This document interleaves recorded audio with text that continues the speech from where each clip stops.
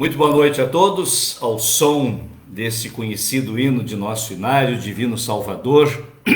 Nesta Semana da Pátria, eu quero saudar com muita alegria a todos vocês que já estão conosco nesta sala virtual, os nossos devocionais, estudos de todas as quintas-feiras às 19h30. Quero saudar e dar uma boa noite aqui àqueles que já estão nos cumprimentando. Boa noite a dona Marinete Faller, ao Stefan Freitas, boa noite a dona Eliane Rain, a dona Carmen Krieger, muito boa noite, a Carmen Flor Nimer, minha irmã, muito boa noite, a Mônica Duarte, boa noite também ao pastor Sérgio Flor, meu irmão, boa noite a Rita Clos, ao Sérgio Rittmeier, a Raquel Viana, boa noite também a Conceição Letcher, a dona Liane Auel, o nosso pastor emérito, pastor Herman.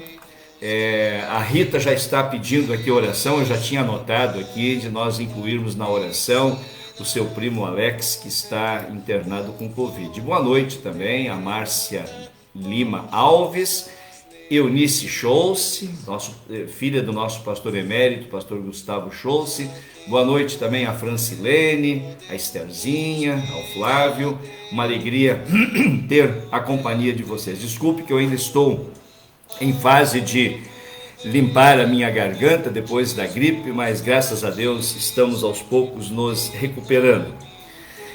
Nós vamos iniciar fazendo uma oração. Em nome do Pai, e do Filho, e do Espírito Santo. Amém. Bondoso Deus e Pai, nós te damos graças e louvor por mais um dia de vida. Muito obrigado por teres cuidado de cada um de nós, abençoado nossos lares, nosso trabalho, dado a cada um o necessário para viver, a proteção contra todos os perigos e males. Perdoa, Senhor, os nossos pecados por amor de Jesus, e obrigado por podermos estar aqui reunidos com este grupo de irmãos e amigos. Que o teu Santo Espírito seja conosco ao meditarmos na tua palavra, ao orarmos, intercedermos em favor daqueles que estão enfermos e podermos também ter esse momento de convívio fraterno entre irmãos na fé. Isso, Senhor, entregamos nas tuas mãos, pedindo e agradecendo em nome de Jesus. Amém. Então, boa noite a dona Gilda Rodrigues, a Sônia Lehmann, boa noite também a dona Célia Keller, lá de Juiz de Fora, a dona Ineida Klein de Brasília. Muito prazer em ter todos vocês. Apenas para ficar como registro, porque muitos ainda vão assistir depois gravado este momento de estudo, esta é uma transmissão ao vivo da Comunidade Evangélica Luterana da Paz, bairro da Tijuca, Rio de Janeiro. Eu sou o pastor Jonas Flor e quero saudar a vocês aqui, a quem eu já disse boa noite, mas também a todos os nossos irmãos, membros da nossa congregação, de outras congregações aqui do Distrito Rio de Janeiro, no Brasil e também no exterior que nos acompanham.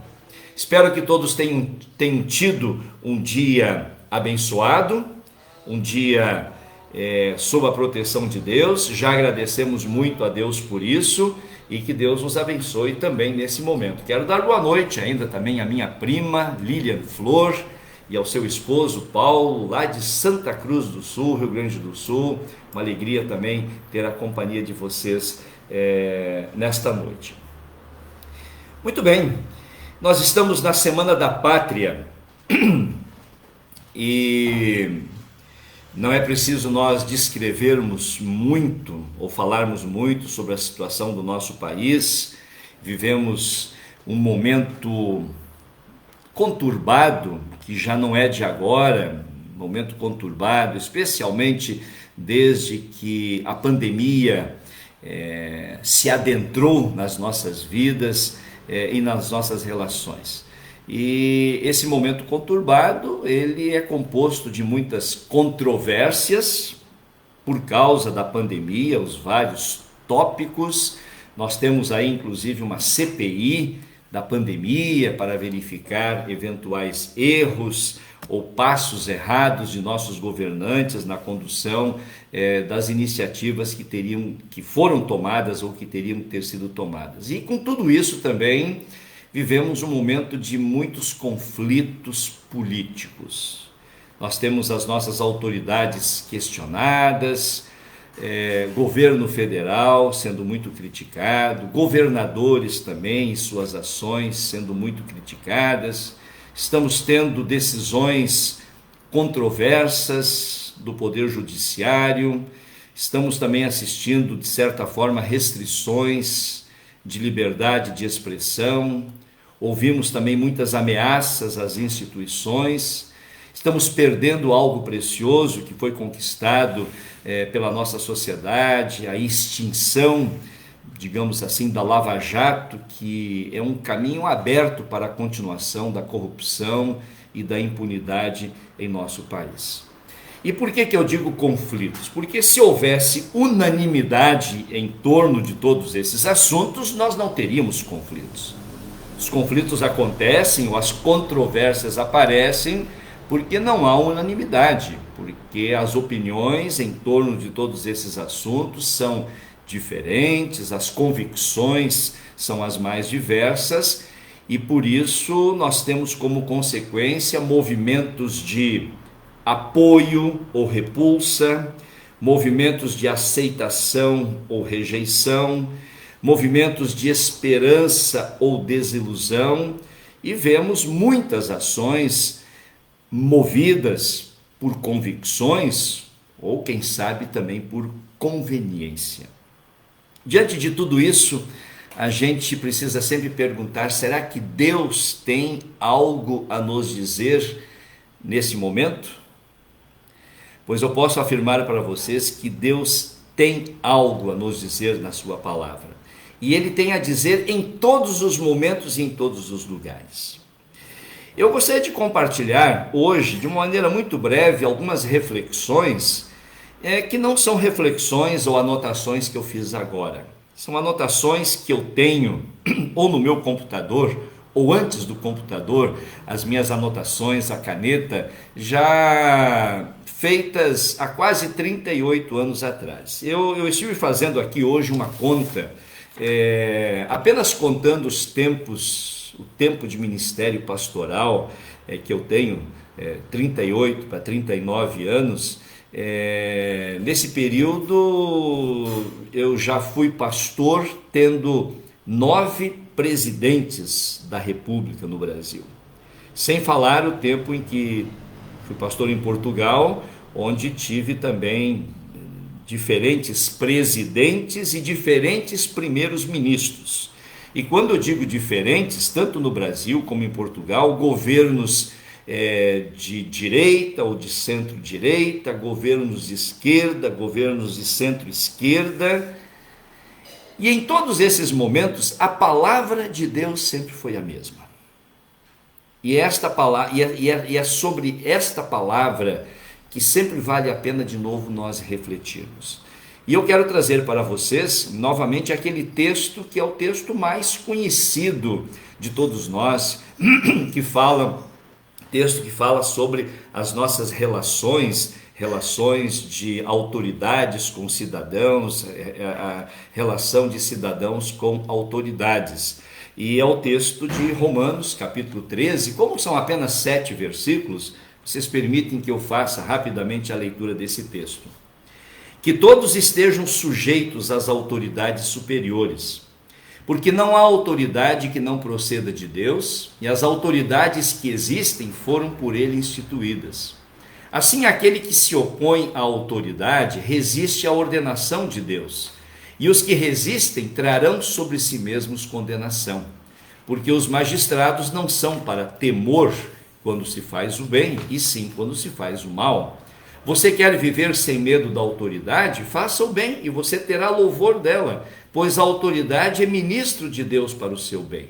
Mas se você fizer o mal, então tenha medo, porque não é sem motivo que a autoridade traz a espada, pois é ministro de Deus, vingador, para castigar quem pratica o mal. Portanto, é necessário que vocês se sujeitem à autoridade, não somente por causa do temor de punição, mas também por dever de consciência. É por isso também que vocês pagam impostos, porque as autoridades são ministros de Deus, atendendo constantemente a esse serviço.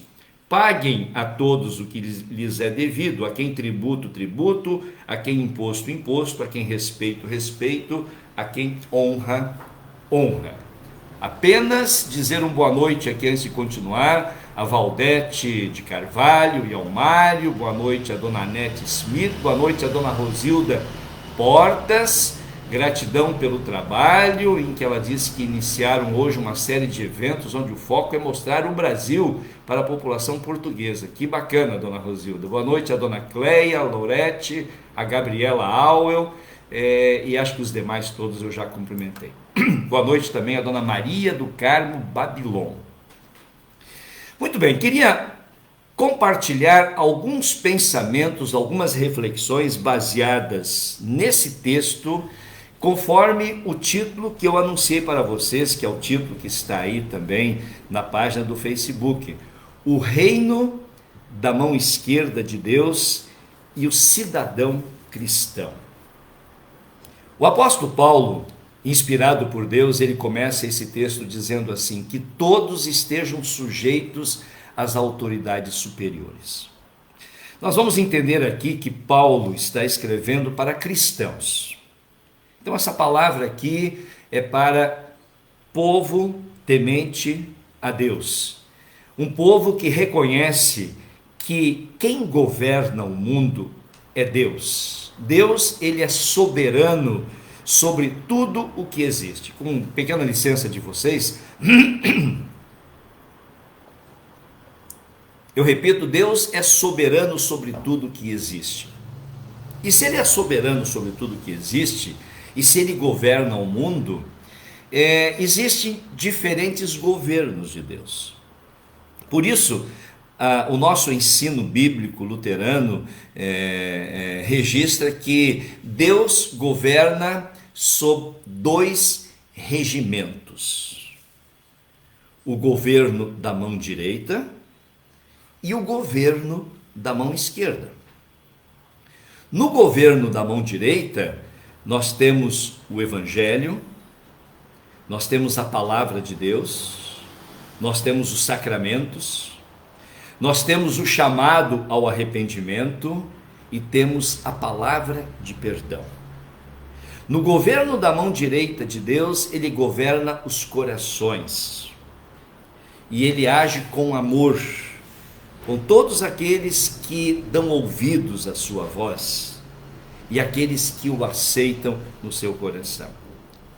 No governo da mão esquerda, Deus governa através de autoridades constituídas. Então vamos pensar no nosso país, nós temos poder executivo, nós temos poder legislativo e temos poder judiciário. E essas autoridades instituídas por Deus estão aí para quê? Segundo o nosso texto, estão aí para servir, estão aí para manter a ordem, estão aí para promover o bem-estar. Então poderíamos resumir dizendo que Deus governa através do reino da mão direita, que é o seu reino espiritual. Ele reina com amor. Esse reino está sob o Evangelho. E Deus governa no reino da mão esquerda, que é o governo terreno. E aí Deus governa com poder. E esse reino está sob a lei. Nós, cristãos, nós somos cidadãos dos dois reinos.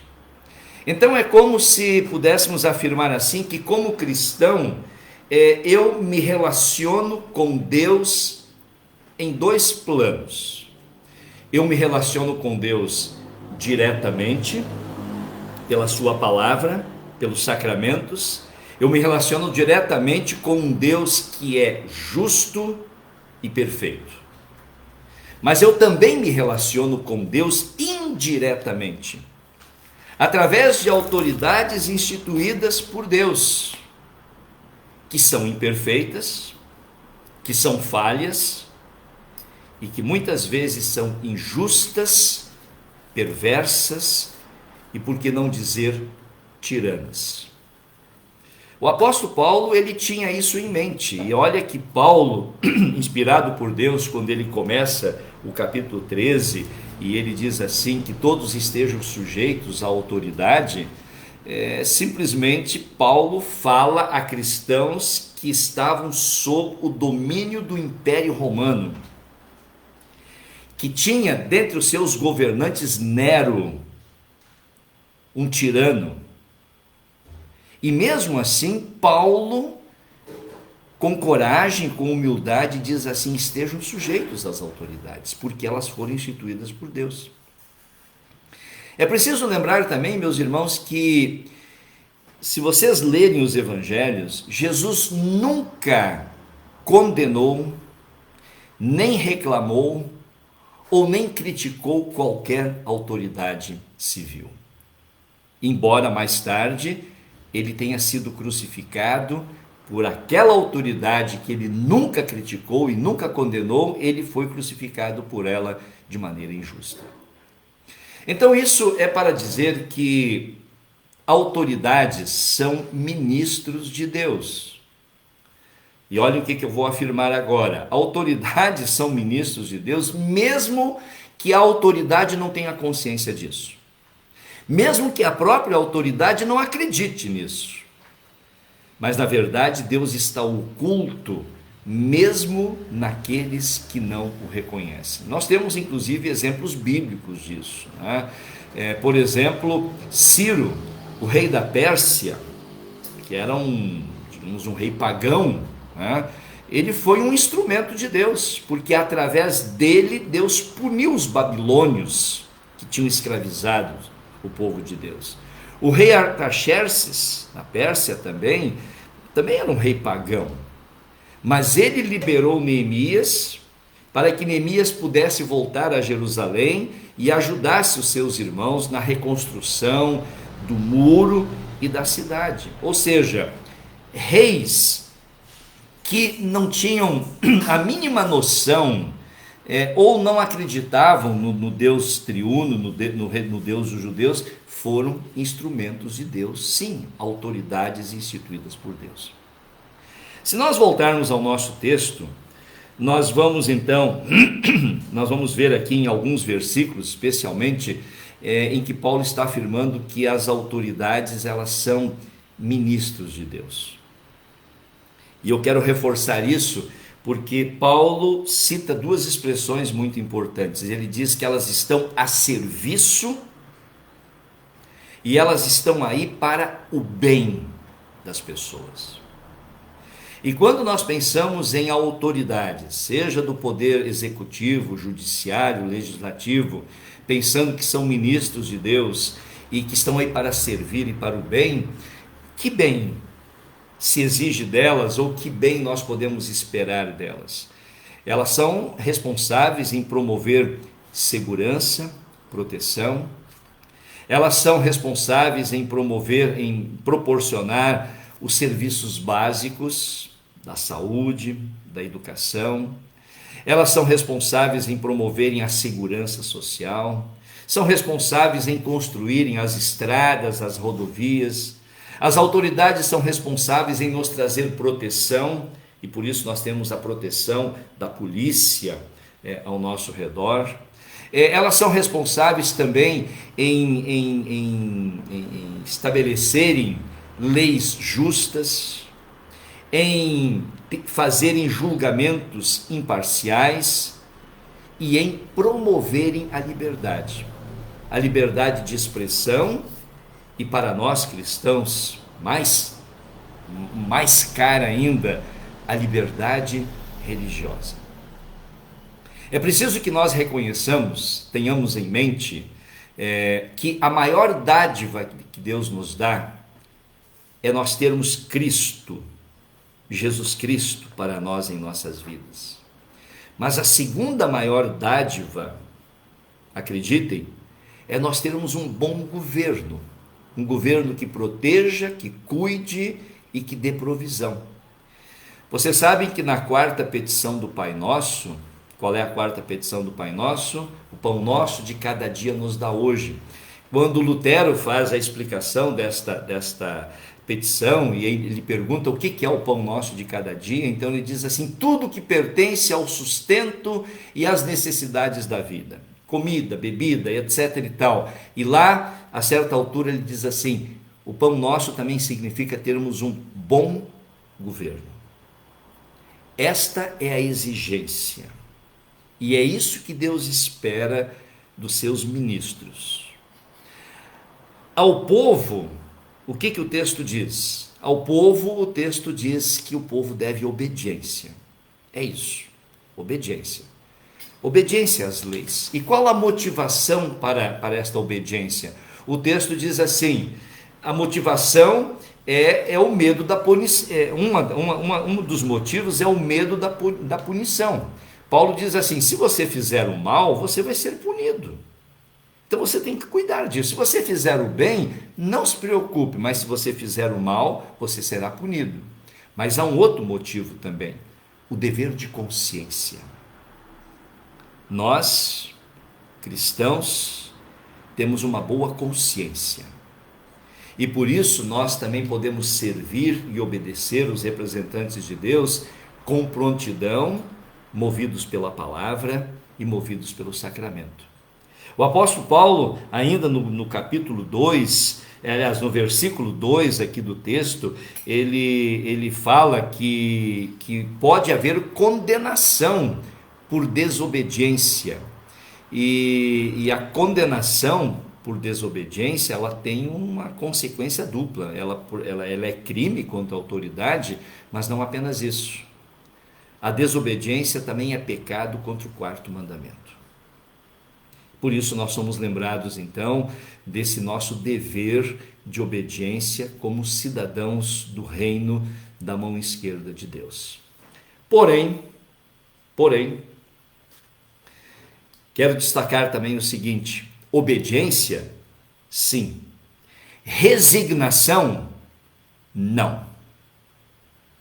Nós não podemos, como cidadãos do reino da mão esquerda de Deus, nós não podemos ser espectadores de injustiças, de atrocidades, de corrupções.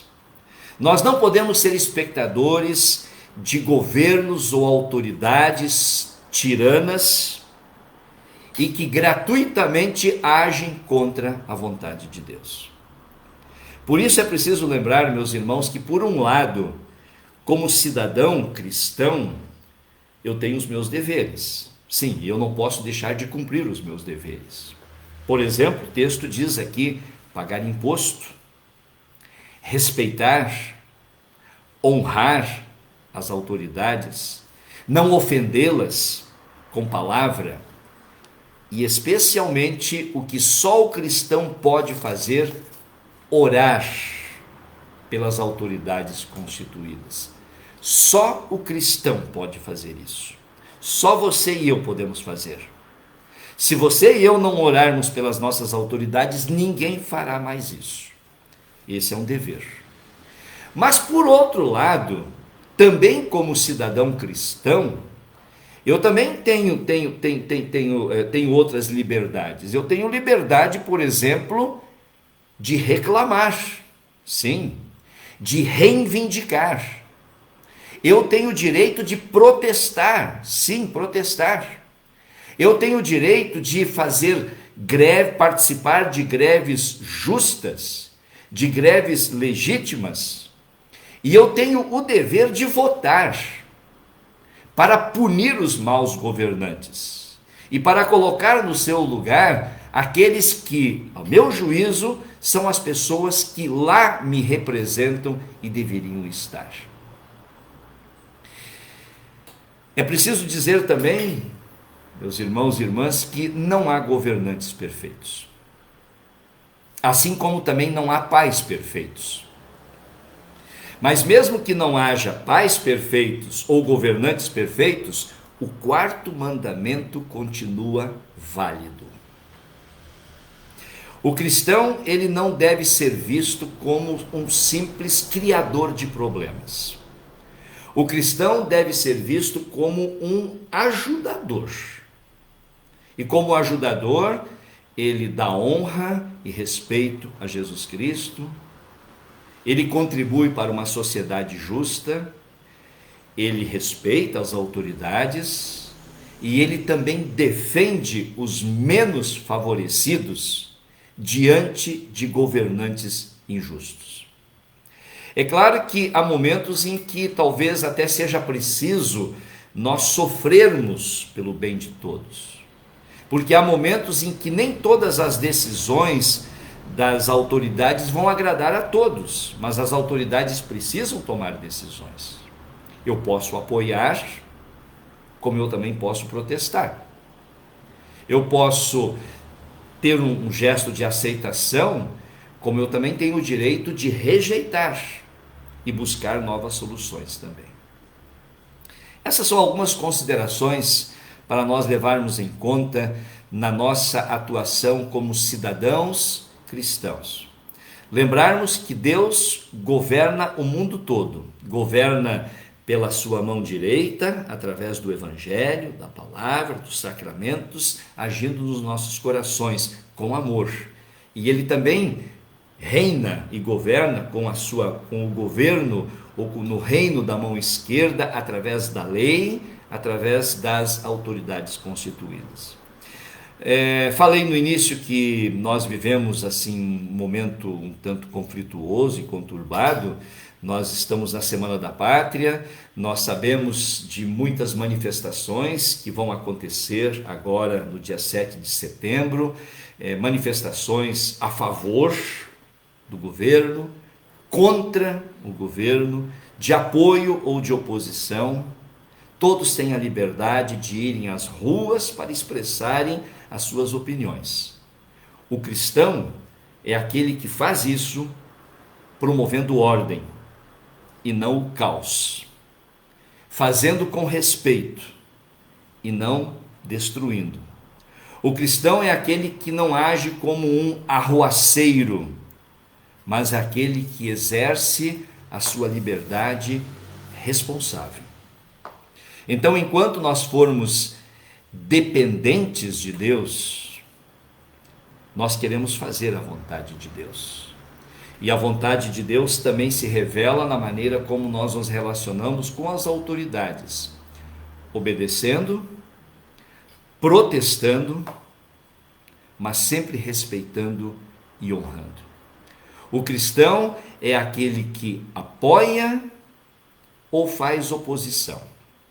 O cristão é aquele que tem direito de aderir a ideologias humanas, a conceitos de governos, Mas o cristão sabe que ideologias são conceitos humanos, que não trazem solução total para os grandes problemas da humanidade. O cristão é aquele que busca em Deus a solução, numa mudança de coração, reconhecendo os seus erros, apegando-se ao perdão de Cristo, orando pelas autoridades e agindo como um cidadão cristão responsável. Que Deus nos abençoe e que nós possamos continuar nesta caminhada, especialmente promovendo discursos de paz, mesmo em meio a ideias e convicções diferentes que nós tenhamos. Que Deus nos abençoe. Amém. Muito bem, eu vou aqui ainda cumprimentar mais alguns, cumprimentar a dona Adenir de Paula, dando um abraço para todos de Juiz de Fora, a dona Célia aqui que tinha mandado um abraço também para a dona Adenir, que é prima, muito bem, e Sebastião da cidade de Assis Chateaubriand. Boa noite também a Mariana Matos, boa noite ao seu Clóvis e a dona Yaraci, boa noite ao nosso querido estagiário Matheus Silke, a dona Erci Ferraz Soares. Eu acho que os demais eu já tinha aqui cumprimentado. Agradeço muito a companhia de vocês, a atenção, a paciência e de nós podermos também compartilhar a palavra de Deus em tempos difíceis que nós vivemos também. Muito bem, nós queremos falar com Deus em oração. Eu vou citar aqui alguns motivos. Lembrar em primeiro lugar os aniversariantes desta semana. Nós tivemos na última segunda-feira o aniversário da Marinete de Souza, tivemos ontem, quarta-feira, o aniversário da Aline Perdigão e da Jaqueline Auel, e vamos ter amanhã, dia 3, aniversários do Mauro Schultz de Carvalho e do Newton Rodrigues Homem. Parabéns a vocês por mais um ano de vida. Também na última terça-feira tivemos o aniversário de casamento do Leonardo e da Vanessa Lehmann, completaram 8 anos de matrimônio e anunciaram para todos nós o grande presente que Deus está concedendo a eles, que é a vinda aí de um bebê, um rapaz, será o irmão mais novo da Sara, que agora vai se tornar a irmã mais velha também. Nós queremos interceder em favor dos enfermos. A Rita já tinha pedido oração em favor do seu primo, Alex, que está internado por Covid. Nós temos também na nossa congregação irmãos ou irmãs que estão se recuperando, a Gabriela Auel e o Felipe, a Michele Martins, a Débora Rubi, também o Pedro Paulo, que é neto da Conceição. Todos estão com Covid, mas alguns já em fase de recuperação. Também queremos orar em favor do Nelson Vieira, que é marido da Kátia, vai se submeter a uma cirurgia no joelho, então que Deus também cuide dele. Eu tenho anotado aqui que Deus também cuide da dona Leia Torres, que continua internada com cardiopatia. A Valdete está aqui pedindo oração pela Lígia, que será operada no dia 11 de setembro, uma cirurgia para tirar um tumor do cérebro. É filha de uma amiga da Valdete, então vamos estar também incluindo aqui a Lígia nessa nossa oração. Continuamos sempre a orar pelo nosso irmão, o Bruno Rubi, que continua a se recuperar do AVC, e que Deus também dê sempre a ele renovadas forças para que e ânimo e confiança na sua plena recuperação. Também oramos pelo casal, a Clara Scheid e o Júlio Vieira, que nesse sábado vão estar se unindo em matrimônio aqui, numa cerimônia aqui em nosso templo. Oramos então pela Clara e pelo Júlio. E também oramos além de orarmos pelo nosso país, conforme o tema da devoção de hoje, nós também queremos orar pela nossa congregação, porque neste domingo nós vamos iniciar uma nova etapa. O Guilherme Rubi tem chamado até de uma nova temporada nesse tempo de pandemia. Nós vamos passar a ter os nossos cultos presenciais sendo transmitidos com transmissão online. Durante um ano, de setembro do ano passado até domingo passado, nós sempre tivemos 2 cultos, um culto presencial e um culto online.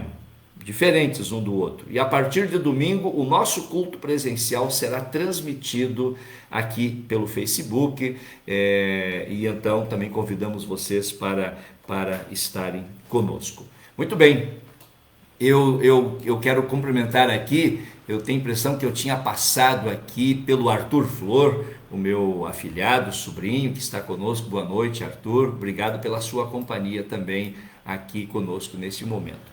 Muito bem, convido vocês então a falarmos com Deus em oração. Senhor Deus, nosso Pai amado, nós te damos graças e louvor por sermos teu povo, tua família, por fazermos parte do reino da tua mão direita, tu que vens ao nosso encontro pela palavra, pelos sacramentos, tu que vens a nós com amor, tocando nossos corações para que vivamos uma vida de fé e confiança em Jesus Cristo Salvador.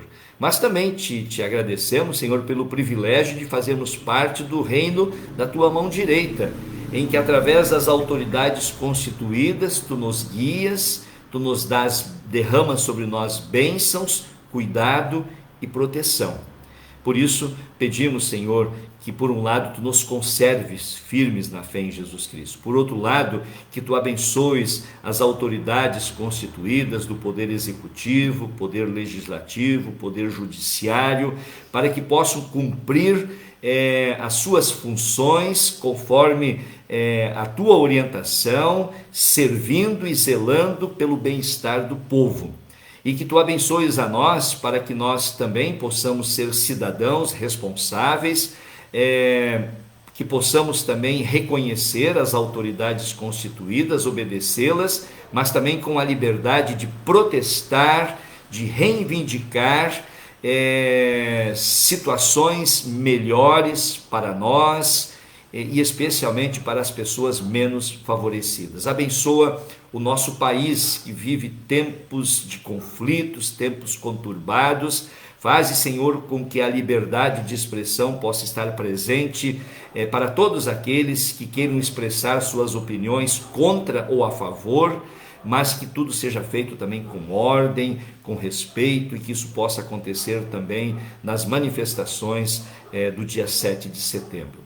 Cuida, Senhor, daqueles que estão enfermos, restaura a saúde de todos conforme a tua boa e misericordiosa vontade. Abençoa especialmente aqueles que estão internados ou aqueles que vão se submeter a cirurgias, que os médicos possam cumprir com a sua função e tu possas estar também trazendo cura e restabelecimento para essas pessoas conforme a tua vontade.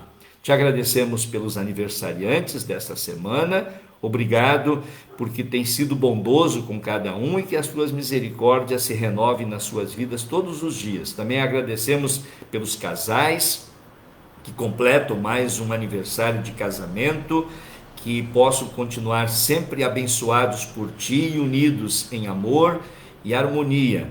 E assim também desejamos a tua bênção sobre a Clara e o Júlio, na sua união matrimonial do próximo sábado. E abençoa, Senhor, a nossa congregação, na sua tarefa, nas suas atividades de culto, de reuniões, de estudos bíblicos, especialmente a partir do próximo domingo, quando todos vão poder, além de estarem presentes no culto, também poderão acompanhar a transmissão deste culto através das redes sociais.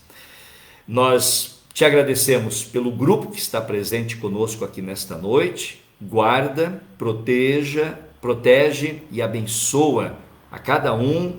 Tenhamos uma noite de repouso sob os teus cuidados e na tua bênção. Tudo isso, Senhor, entregamos nas tuas mãos, pedindo e agradecendo em nome de Jesus. Amém.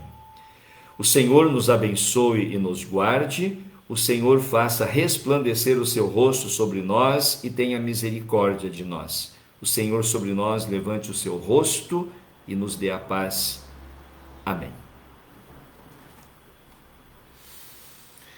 Boa noite a dona Miriam Timóteo, prazer em ter a senhora conosco também, dona Miriam. Boa noite a dona Dalila Letcher, tá? E os demais aqui eu já tinha cumprimentado. Quero agradecer a companhia de vocês. Vamos estar juntos de novo na próxima quinta-feira para mais um tema de reflexão. Que Que Deus os abençoe, os guarde, continuem tomando cuidado contra o coronavírus, que todos estejam guardados e protegidos, mas ao mesmo tempo que Deus nos encoraje para que aos poucos a gente possa retornar às atividades da nossa congregação. Boa noite também ao pastor Nilo Varros, que está conosco, também agradecendo pela reflexão. Também boa noite, Pedro Paulo Galvão, que Deus abençoe e guarde todos vocês. Obrigado pela companhia e até a próxima quinta-feira.